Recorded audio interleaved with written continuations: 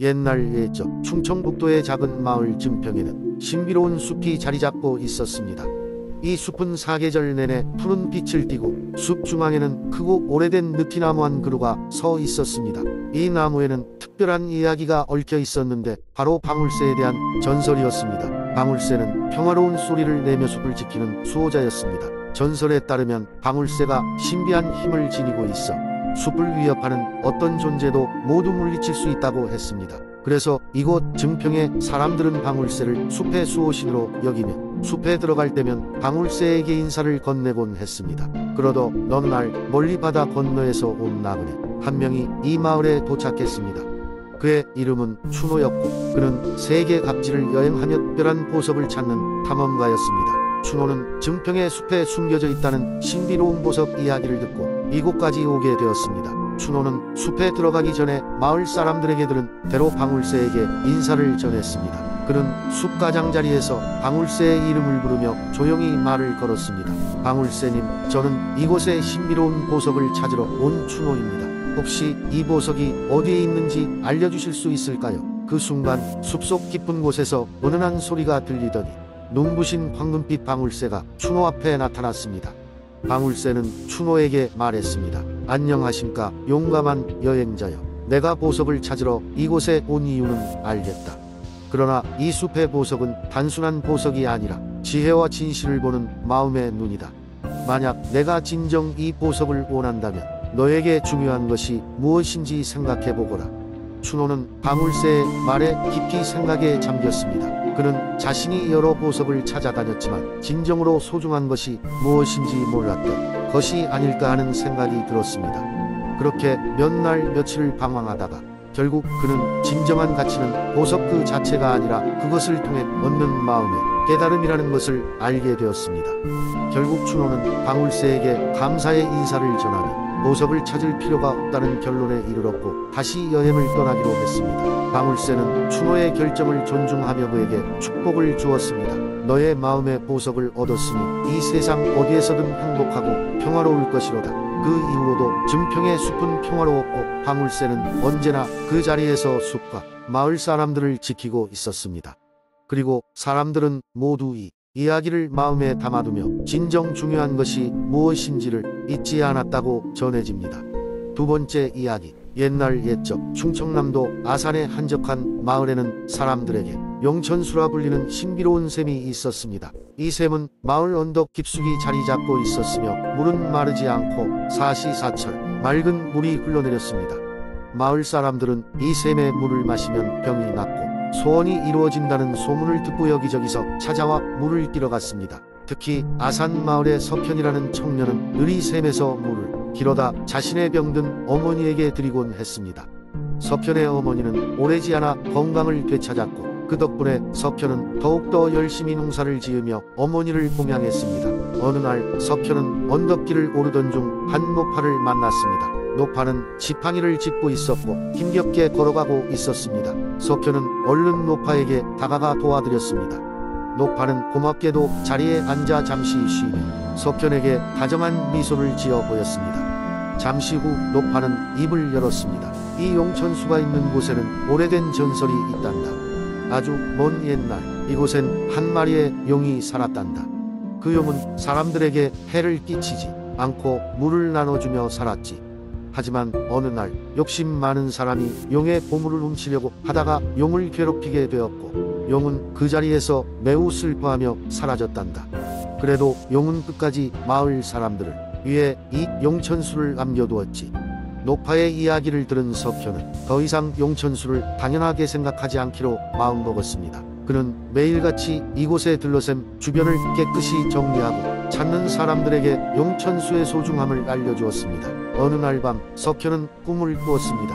꿈속에서 그는 물속에서 빛나는 표주박을 발견했습니다. 빛나는 표주박은 그에게 말했습니다.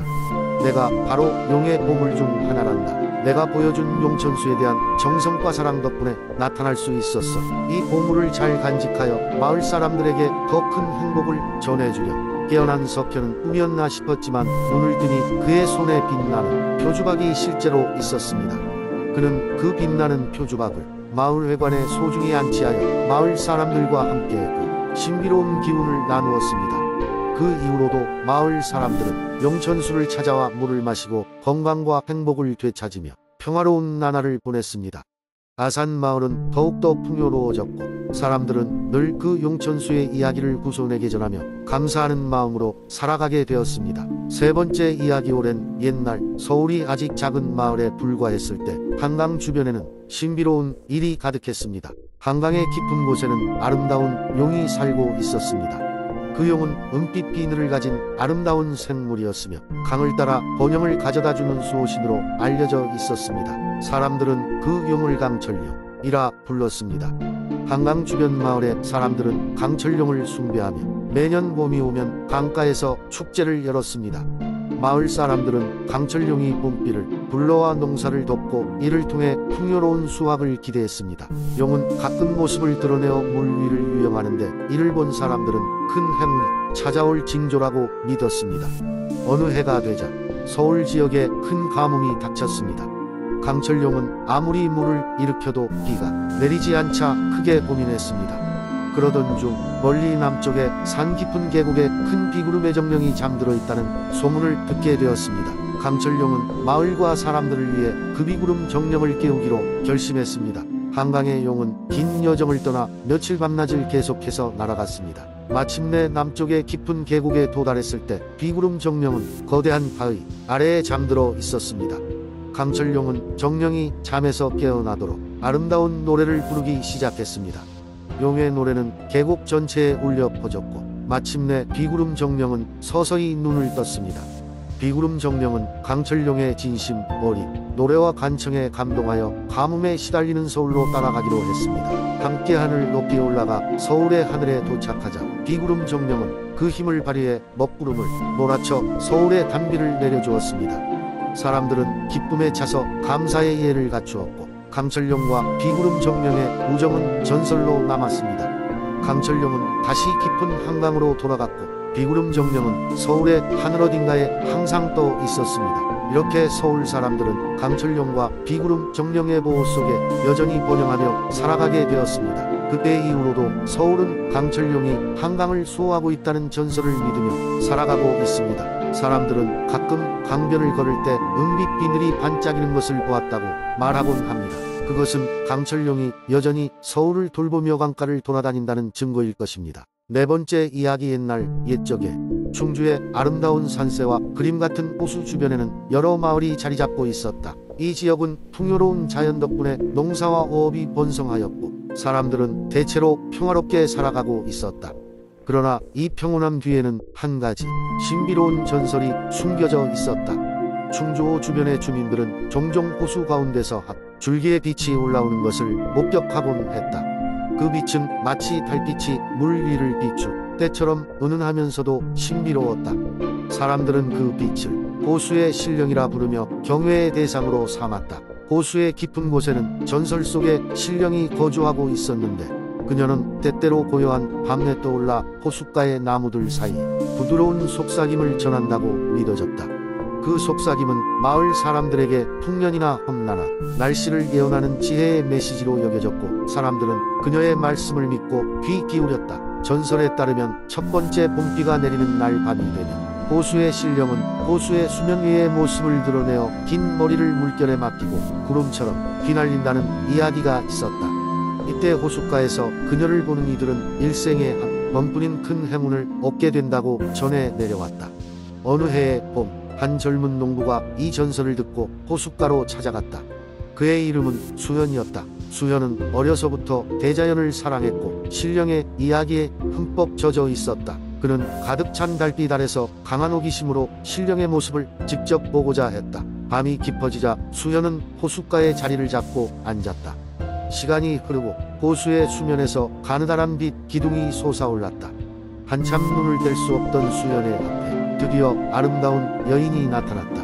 그녀는 수현에게 미소 지으며 속삭였고 마치 꿈속에서처럼 환상적인 대화가 이어졌다. 여인은 그에게 내가 이곳에 온 것은 우연이 아니다. 나의 은총을 받을 만한 자격이 있는 자여, 내 자신과 주변을 위한 큰 지혜를 받을 준비가 되었느냐? 라고 물었다. 수현은 겸손하게 고개를 끄덕였고 여인은 수현에게 큰 풍요와 번영을 가져다 줄 수 있는 씨앗을 건네주었다. 수현은 그 씨앗을 마을로 가져가기를 믿는 이웃들과 함께 심었다. 그해 마을 전체는 그 어느 해보다 풍족한 수확을 올렸고 마을 전역의 축복과 같은 이야기가 퍼져나갔다. 사람들은 모두 신령의 은혜를 찬양하며 그 기적을 기억했다. 그 후로도 충주호의 신비한 전설은 대대로 이어졌고 사람들은 자연과 호수의 신비로움을 더욱 존중하게 되었다. 그리고 때때로 밤하늘을 보면 호수 위에 떠오르는 신령의 모습을 떠올리며 자신들의 삶을 돌아보곤 했다. 다섯 번째 이야기. 옛날 옛적 푸른 산과 맑은 강으로 둘러싸인 한국의 아름다운 상주 지역에는 신비로운 정령들이 살고 있었다. 이 정령들은 자연의 운행을 돕고 인간의 삶을 은밀히 돕는 역할을 맡고 있었다. 그러나 이들을 직접 본 사람은 없었기에 마을 사람들은 정령의 존재를 전설로만 여겼다.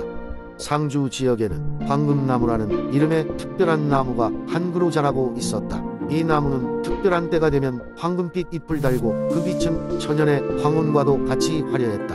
황금나무는 사람들에게 풍령과 평화를 가져다주는 상징으로 여겨졌지만 나무에 얽힌 진실은 소수만이 알았다. 그 진실이란 매 천년마다 황금나무가 인간계와 정령계의 경계를 연결해주는 특별한 능력을 발휘한다는 것이었다. 황금나무의 복잡한 뿌리가 깊은 땅속으로 내려가 마치 숨겨진 보물처럼 여러 정령들에 의해 보호받고 있었다. 정령계의 현자인 산신령은 이 나무를 통해 인간 세계에 깊은 영향을 줄 수 있는 중요한 통로로 여겼다. 그는 인간들에게 황금나무를 소중히 여기도록 여러 방식으로 암시했다. 그러던 어느 날 상주에 한 소년이 있었다. 그의 이름은 윤재였다. 윤재는 호기심 많고 자연을 사랑하는 아이였으나 그의 집안은 가난하여 힘겹게 하루하루를 살아가고 있었다. 윤재는 황금빛으로 물든 가을날 우연히 황금나무를 발견하게 된다. 나무가 주는 따뜻하고 희망의 찬빛에 매료된 윤재는 매일 나무를 찾아와 그 아래서 꿈을 펼쳤다. 윤재가 나무를 방문하던 어느 날 갑작스러운 폭풍이 상주를 덮쳤다. 나무도 이내 우렁찬 바람에 시달리기 시작했다. 윤재는 비바람을 피해 황금나무 아래 몸을 숨기며 간절히 속삭였다. 미안해요. 제가 나무를 지킬 힘은 없지만 제발 무사하길 바라요. 그때 윤재의 간절한 마음을 느낀 정령들이 모습을 나타냈다. 정령들은 윤재의 마음씨가 곱다는 것을 알고 그에게 특별한 은혜를 내릴 결심을 했다. 폭풍이 가시고 나서 윤재는 눈앞에 펼쳐진 놀라운 광경을 목격했다. 나무의 잎사귀가 눈부신 황금색으로 빛났고 그 빛은 마을 곳곳을 비췄다. 농작물은 병충해 없이 잘 자라났고 마을 사람들은 모두 건강하게 지낼 수 있었다. 황금빛 축복이 상주 전역에 가득 찬 것이다. 그리고 윤재에게는 또 다른 선물이 주어졌다. 정령들은 윤재에게 자연과 대화를 나눌 수 있는 능력을 부여한 것이다. 이는 소년에게 평생 잊지 못할 경험과 함께 자연을 둘러싼 비밀스러운 이야기들을 들려주었다. 윤재는 그렇게 단순히 자신의 삶을 개선하는 데 그치지 않고 상주 지역 전체를 자연과 함께 조화로운 삶을 이어나갈 수 있도록 도왔다. 정령과의 대화를 통해 상주 사람들은 자연을 소중히 여기게 되었고 황금나무는 그들의 마음속에 영원히 신비로운 존재로 남았다. 세월이 흘러 윤재를 포함한 많은 사람들이 전해온 이야기는 새로운 전설이 되어 상주 지역을 찾는 사람들에게 전해지기 시작했다. 그리고 여전히 황금나무는 그 자리에서 상주를 지켜보며 조용히 빛을 발하고 있었다.